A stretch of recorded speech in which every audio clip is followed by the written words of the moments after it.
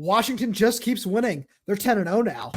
You are Locked On Huskies, your daily podcast on the Washington Huskies. Part of the Locked On Podcast Network, your team every day.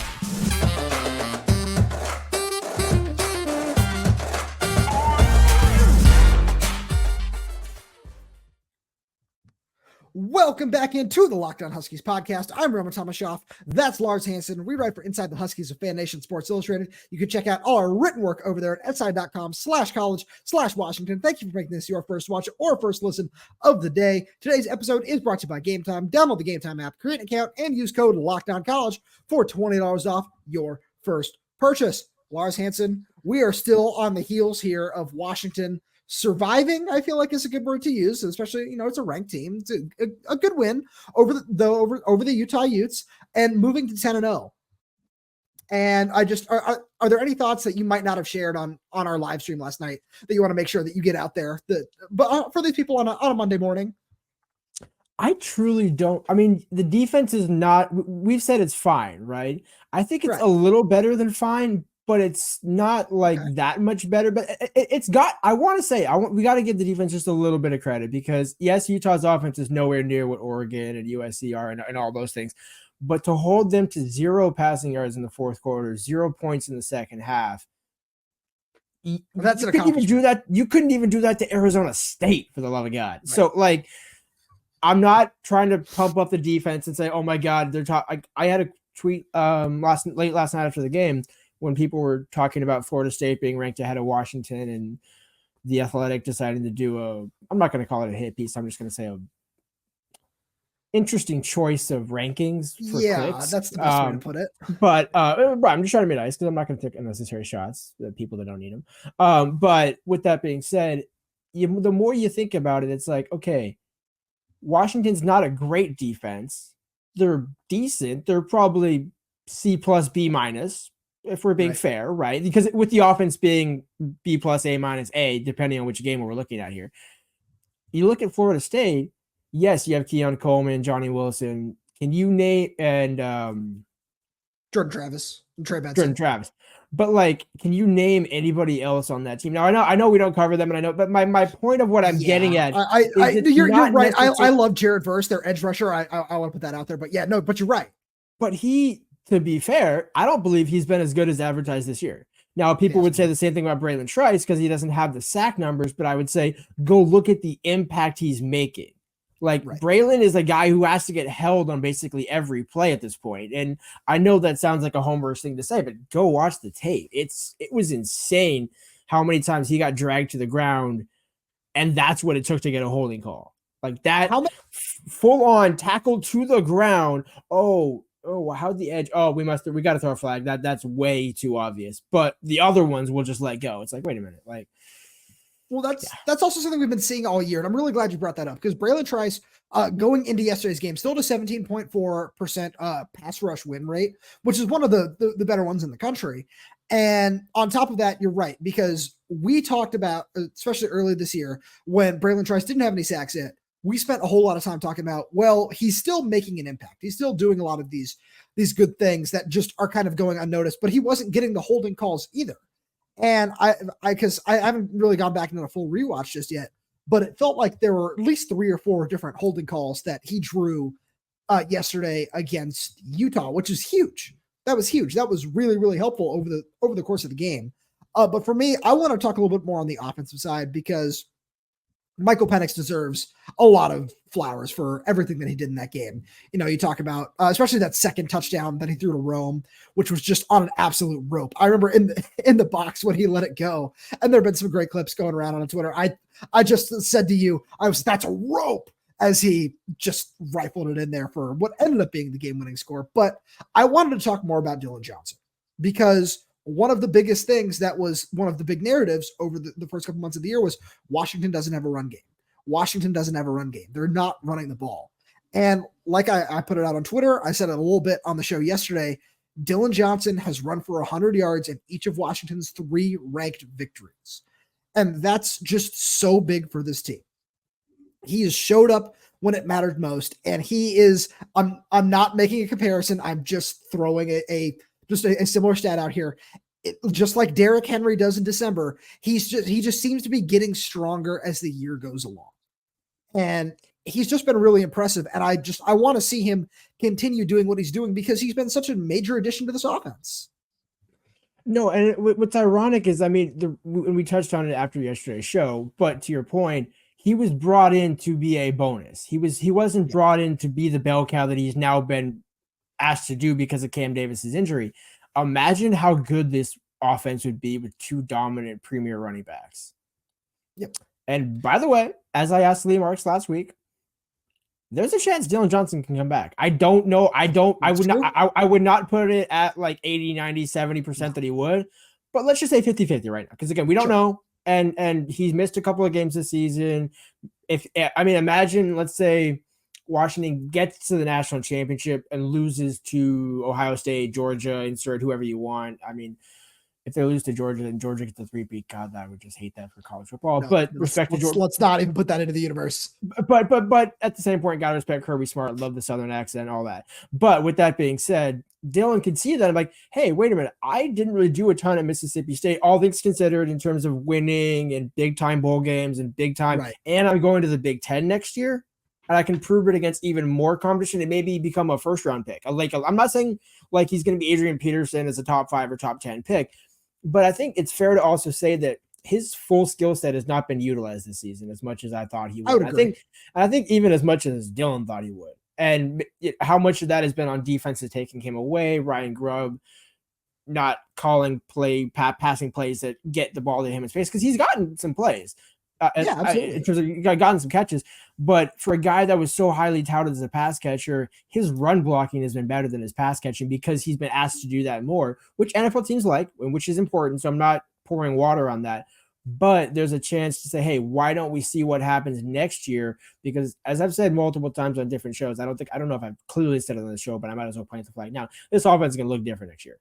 Yep. Whether Ryan Grubb is still here or not, no matter who's calling the plays, the roster is going to look significantly different. You can bring in a transfer and it still won't be what this year's team and the last 18 to 24 months have been like. And that's fine.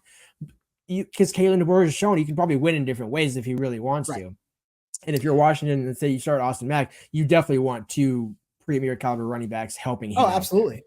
I wouldn't be surprised if they try to hit the transfer portal again for that, or they go with a Cam Davis, Tybo Rogers rotation, because especially with Tybo, he just looks like he's going to be such a massive part of this offense moving forward. I want to push back on one thing you said, though, and it's just the pass catching aspect of all of this. I don't think that it's necessarily that he's not being utilized. It's just there are so many other options in this offense that he is just that, exactly what you called him, though. He's a complement. That's all it is. And it's great if he can add 4 or 5 catches a game if he's asked to. But with, especially one guy who definitely deserves a lot of love for what he's done this year is Jack Westover. Jack Westover has just been the clutch man. Had that 4th down grab against Oregon where he had to go low, and then he had to go high here against Utah. Same thing on 4th down, which is awesome. You love to see that. But I think that's just one of the things that, just kind of, I wouldn't say, because it doesn't devalue Dillon in any way. It just, there are so many other options. And that Michael Penix wants to push the ball downfield whenever he possibly can. So that he might just, it might take him too long to just kind of come back to Dillon Johnson sometimes. I know we had a lot to say on the offense. We're probably going to have to move right along here. And we are going to talk about the defense because we teased it a little bit, but we're going to go through just some of the positives and some of the negatives because there are some, and we got to touch on both sides there. But first, we're going to take a second here and talk about our friends over at Game Time because there's only one home game left this season, Husky fans, and you can go down to Oregon State. That's also sold out, so that seems like a pretty stressful ticket buying experience. But with Game Time, you don't need to be stressed out when you're buying tickets. You shouldn't have to worry at all, and with killer deals, killer last-minute deals, all-in prices, views from your seat, and their best price guarantee, Game Time takes the guesswork out of buying tickets.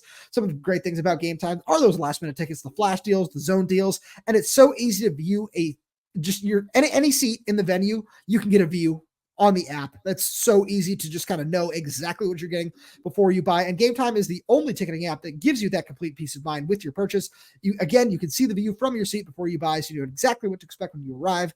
The all-in prices show your total upfront, So you know you're getting a great deal without hidden fees, and you can buy tickets in seconds with just 2 taps. Take the guesswork out of buying tickets with Game Time. Download the Game Time app, create an account, and use code LOCKDOWNCollege for $20 off your first purchase. Terms apply. Again, create an account and redeem code LOCKEDONCOLLEGE for $20 off. Download Game Time today. Last minute tickets, lowest prices guaranteed. Moving right along to the defensive side here. Lars, do you want to start with just kind of the negatives, what you want to see improve over these last couple of weeks, or do you want to start positive and then, work our way downhill? Well, I mean, I think that it's almost, there's nothing new in the sense of the tackling. I think more or less what is intriguing for me is, okay, there's a positive that Chuck Morell, the co-defensive coordinator, defensive play caller for Washington, can make the in-game adjustments at halftime. My question, and I'm going to ask it again to William Inge on Monday, because I asked him, actually, in full transparency, I asked him last Wednesday, why do you guys both stand on the sideline and who is up in the box calling for the defense? And he said there's administrative people, our defensive administrative people is the word he used, that are up in the box. To me, I'm thinking, okay, so that's GAs, that's quality control, that's whatever. The problem for me is one of you two has got to be up there, because if both of you need to communicate, there's too much communication going on.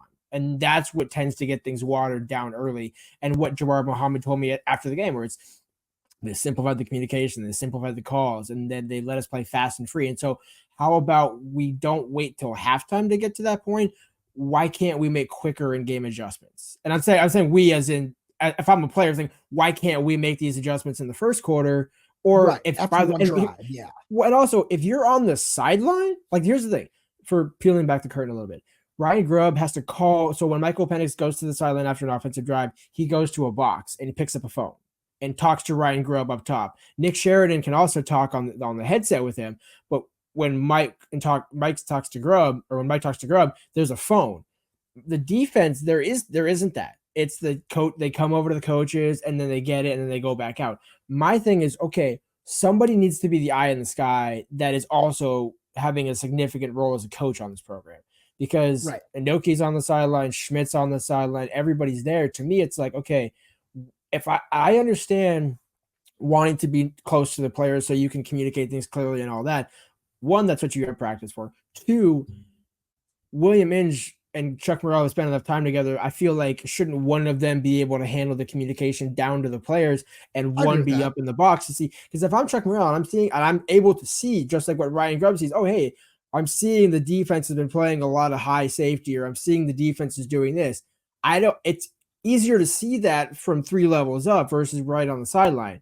It's easier to communicate on the sideline, but you don't see as much. And so for me, right. I almost wonder, what would it take to get one of the two of them? I would prefer it be Morell up there, just because if you're the defensive play caller, join the offensive play caller up in the booth. Because to me, I agree.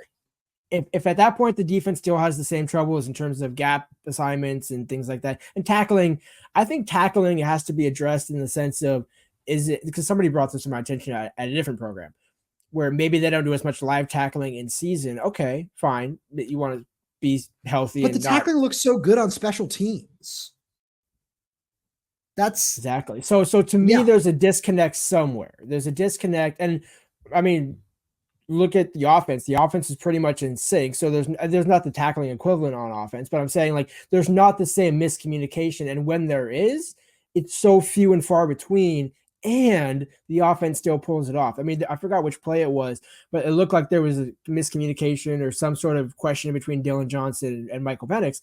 And then Penix still hits Johnson. Johnson gets a first down, pass catch, chains move, all that. So the defense is the one that seems to be struggling when it comes to making those changes quicker, or making and kind of almost doing it on the fly. Now, to be fair, defenses are reactionary, right? You are reacting to what the offense is doing. You're checking out of your signals. You're doing no defense puts the offense into a checkout. I mean, yes, you do, but then the offense checks and then you check. So it's a chess. And then you have to recheck. Yeah. Right. So you're basically trying to put yourself in the worst position possible. Like okay, we have these 3 ideas. Maybe we'll do this. We're going to hope that this, and the whole point is you're trying to contain, right? You're trying to not allow big plays, which they've been good at that this year. except against the run when it comes to missed tackles. Like that's and then there was the Sione Vaki touchdown on the screenplay, because that was one of the things that I wanted to talk about, where some of the tackling and some of the angles that you see can be really frustrating at times. And that's something where to your point, where is that somebody up in the box needs to say, yeah, the angles are just, you need to cut down on these. Because again, when you look at it on special teams, it's not the same. It's coached the same way, right? It's come downhill, wrap up, and take the shortest, most efficient route to the ball carrier as possible. Like, obviously, don't let them get by you, but get to the spot as soon as you possibly can. And you don't always see that. And it's one of the things that we talked about earlier in the season that kind of showed up again in the first half at times, which was those quick screenplays where it's not always a misdirection, but it's just the Vaki touchdown. There was one person that possibly could have made that tackle, and they missed. There was only one person who even really had an opportunity to stop him, and it was a 55-yard touchdown, something like that. Yep. And that's it's just that. Yeah, it's I got nothing else. It was just that's a problem. Right. Well, so I believe it was Raylan Goforth that missed the tackle 3 yards behind the line of scrimmage on that screenplay. Correct. I think you're right. I can remember for sure. That's why I didn't. But because it was a 53-yarder. Because the only reason I know that because I wrote about the defense after the game, and so on Inside Huskies, check that out. Boom. But part of it was also, I forgot who the two trailing safeties were, or the two trailing defensive backs were that tried to chase him and didn't even really make an effort there. Now, again, probably still scores either way, but it, to your point, it's about the angle. How do you close that speed? How do you do this? The one thing that is interesting, granted, special teams, there's a difference between Eric Schmidt is the special teams coordinator, Lee Marks, the running backs coach, multiple other coaches still have an input on that. But when you look at the kick return game, Lee Marks, you can see his imprint all over that with Daniel Ngata and things like that. Schmidt, you can see the hitting. Marks is always handling the return stuff at practice whenever we're able to watch. That's why I said that. So because I just wanted to give a little extra for the audience. Yep. But where to Marks handles that part of it, and then Schmidt handles, I think, Schmidt would be the hitter, Marks would be the runner, right? That's kind of how I equate. And there's other coaches that are involved too, but Eric Schmidt also coaches the edges, and the edges have been eating the season. Granted, there's been some miscues at times with Zion jumping off and things like that, but the gap assignments haven't been on the outside. They've been up the middle. Same thing with the offensive line. The problem has been up the middle, not Parker Railsford, but it just, certain people up the middle that seem to struggle more often than not compared to the tackles. So part of me wonders, okay, there's good coaching in these positions. What is missing with that front set, with that back seven almost, right? With the linebackers and secondary, because that's William Inge and Chuck Morell right there. Granted, that's also Juice Brown, so I can't forget about that. Right. The thing that's most frustrating to me when you look at the back end is how soft the coverage is, especially on, just like even on third and short. Sometimes they're playing 4, 5, 6 yards off, and there's just not that press man, that attacking style that this coaching staff talks about, which can be a little frustrating to see. And of course, like, there are times where you don't want to give it the big play, and I understand that, but it's just kind of like, you're just giving them all this cushion, and you're putting your defensive backs in a very disadvantageous position where it's really easy for just a catch and run. Like, there are so many just like little stick routes and just little things where all the receiver has to do is turn around at a certain place, and the defensive back just has to react and doesn't have enough time to get there and make a play on the football, which can be frustrating. But I do want to make sure that we mention one of the big positives. And one of the biggest positives is this defense great? No, we said that. But this defense has done enough in key moments, and against USC, against Utah, against Oregon, that touchdown came right at the beginning of the fourth quarter. But over those 3 games, they have allowed 7 points in the fourth quarter. And that came at the very beginning of the fourth quarter against Oregon. And while you can be a little nitpicky and say, well, how many drives did Oregon have in that fourth quarter? Yeah, it's 1 after that. We get it. But it's still worth something that when this defense needs to step up and make a play, they do that. And this is a 10-0 team. This 10-0 team has a chance to win a championship. So what can we say? That's what championship teams do. It's just enough to get by. It's gotten them to this point. Do they need to be better? Yes, absolutely. Because a rematch against Oregon is going to be really tough, because that seems like what's going to happen. It seems inevitable at this point. We'll see what happens over the next couple of weeks, but it's going to be really tough. But if this defense needs to get a stop, they've shown that they can. Can they do it consistently? That's another question. Yeah, I mean, I think that you hit the last word right there is consistency. Can championship teams, capital C championship teams play with capital C consistency? Washington has played with lower C consistency, but it's been effective because you have a capital A offense. It's just that the offense has been dominating. But when they have it, and also worth noting, they've done it without Asa Turner, without Cam Fab, without a lot of key pieces, and really with a rotating door at the left cornerback spot. Like, right. Or the opposite corner. Especially when you look at Devon Banks. I saw somebody make a point that like, Devon Banks might have been CB1 by this point because he was playing really well before he went down. And that's another one who's just somebody that's missing. Yeah, that honestly, that's the one I think everybody forgets about. Like, because the reason, and that's not a slight to Devon, but I think the reason why is because he had made plays, but he didn't have the established pedigree that Jabbar Muhammad came in with. And it's almost like if Elijah Jackson had gone out early in the season where it's like, dang, maybe he was looking good, but we don't get to see it. It's like, Devon now has to show it because it's 2 years in a row that Devon's had a season-ending injury, a significant time lost because of injury.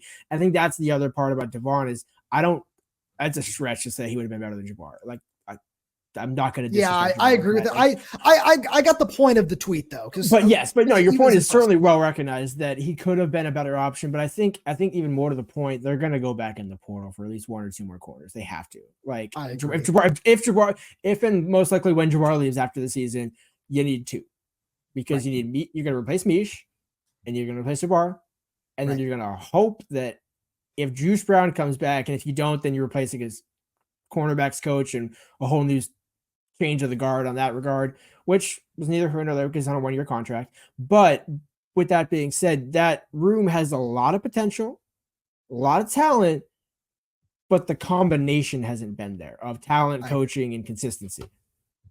No, I totally agree. And speaking of the portal, we've got some recruiting updates for the everydayers out there. And whenever we talk about recruiting, we have to give a shout out to our good friends over at LinkedIn, because these days every new potential hire can feel like a high stakes wager for your small business.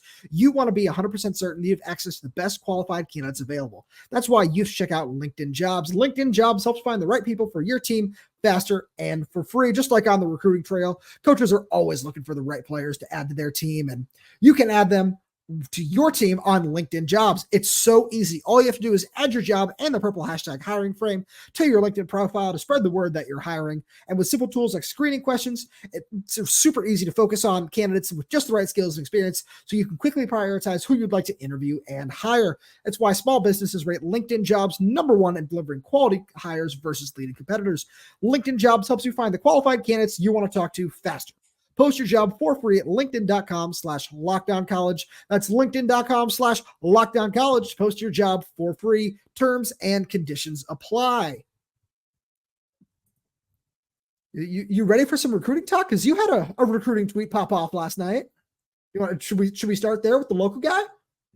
Yeah, might as well. I mean, caught a stray on the camera there, but yeah, Jason Robinson, 4-star running back from O'Day. Jason Brown. Good catch. Yeah, Jason Robinson. Yeah, Jason Brown. Current Jason Husky Brown, commit.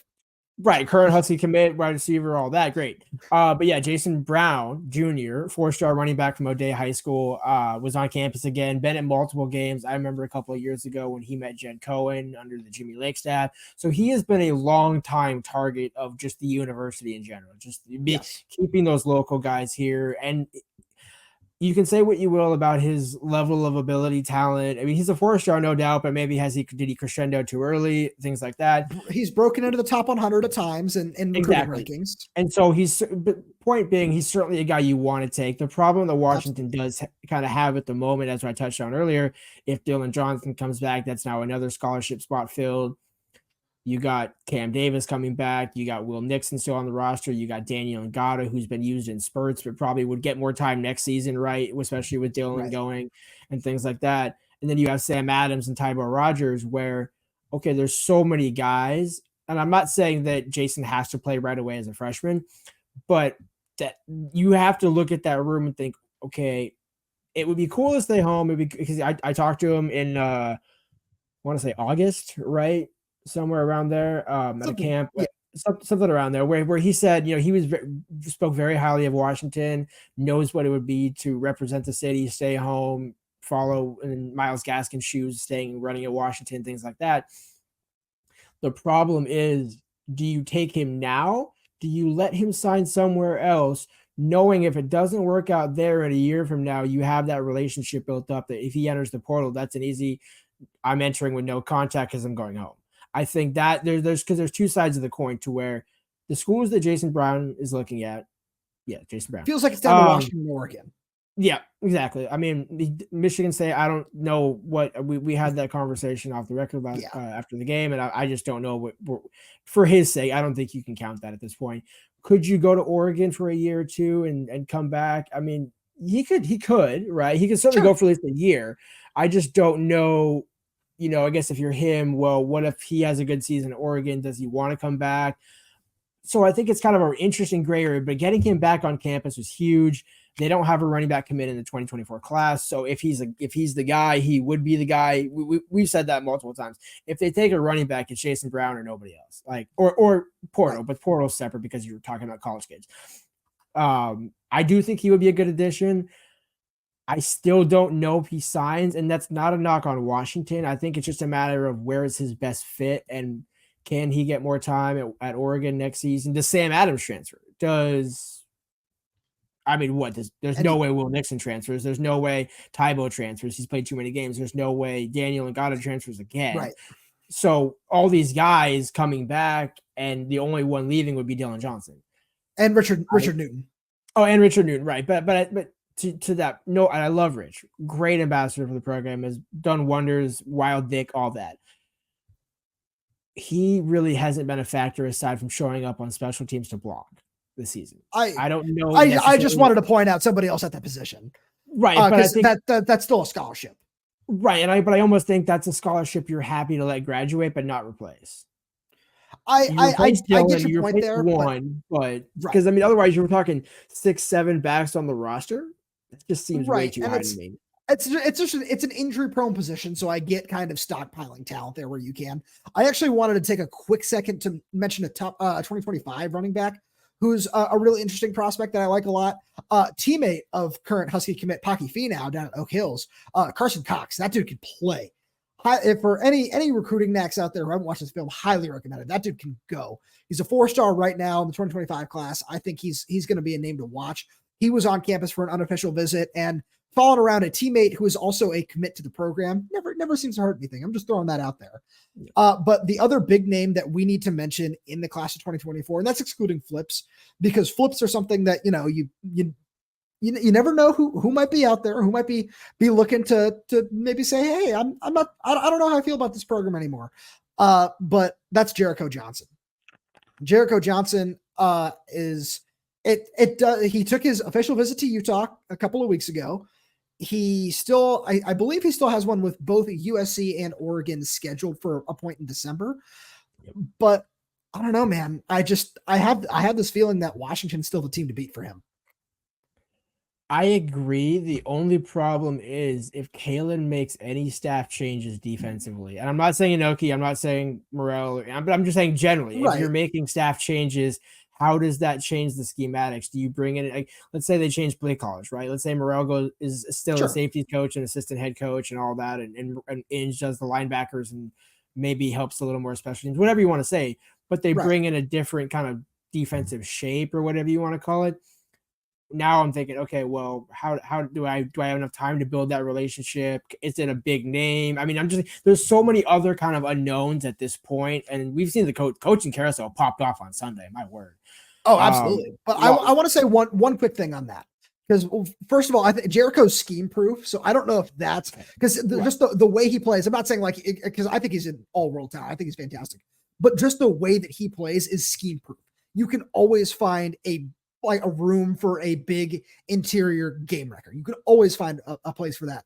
But also, and this is a shout out to just some of the people that Kalen has brought in, especially when he first started at UW, one of his strongest relationships is with Courtney Morgan. And I don't think Courtney Morgan's going anywhere. So I think that as long as that keeps going, then I think that everything is going to be okay. Then I wouldn't worry too much on that aspect.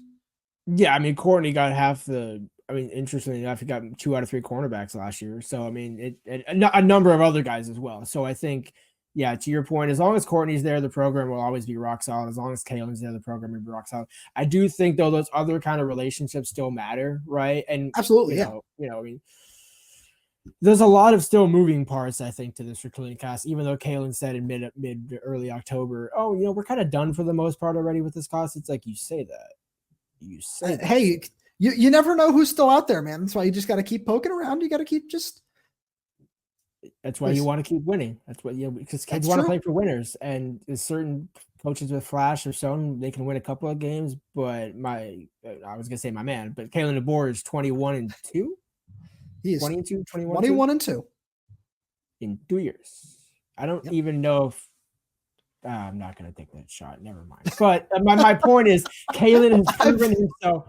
Kalen has proven himself because I know somebody keeps receipts on that one. So that's true. That I play smarter, not harder.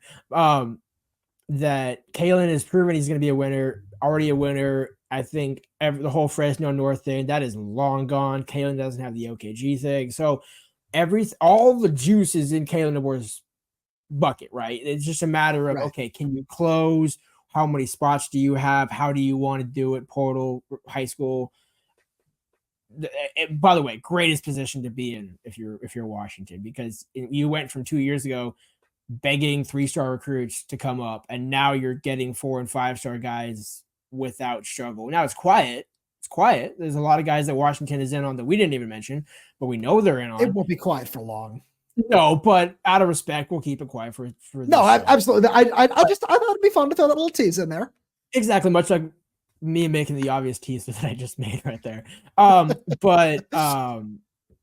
Yeah, there's enough cachet built up for DeBoer to where he can pretty much go and get anybody he wants on offense.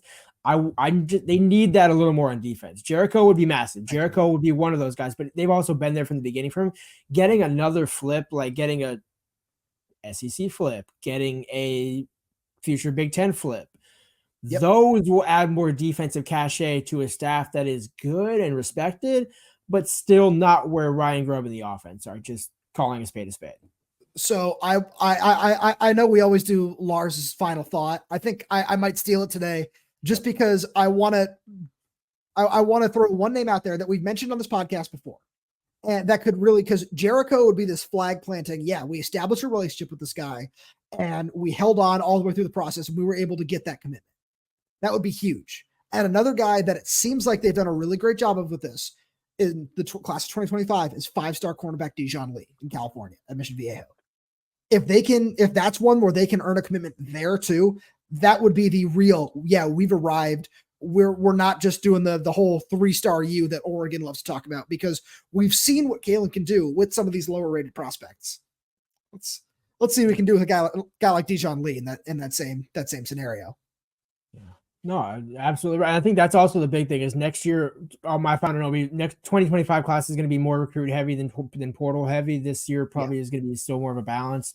But next year, the defensive class, if they can hit a home run, to your point, that will help Morell, Inge, and all those guys so much, because then you can say, hey, you know what?